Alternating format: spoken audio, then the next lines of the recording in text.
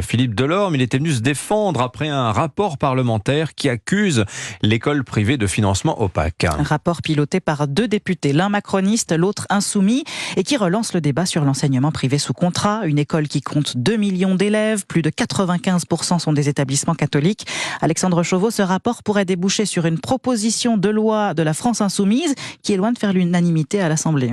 Parmi les 55 propositions du rapport, l'un des co-auteurs, Paul Vannier, conseiller éducation de Jean-Luc Mélenchon lors de la dernière présidentielle, préconise notamment une meilleure traçabilité des financements publics et des mesures contraignantes pour imposer davantage de mixité sociale. Au sein de la majorité, les conclusions du rapport font débat. S'il y a des fraudes, il faut les sanctionner, mais on ne peut pas installer un climat de suspicion sans preuve, déclare en privé un poids lourd de la majorité.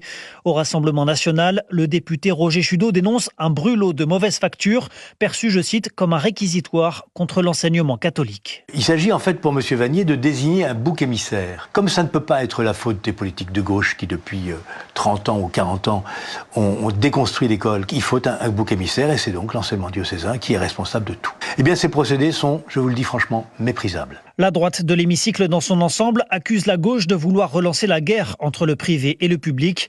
Les Républicains appellent notamment à dissocier la question du financement de celle sur la liberté d'enseignement. Alexandre Chauveau. Et puis l'humanité un peu orpheline ce matin, le doyen de l'humanité.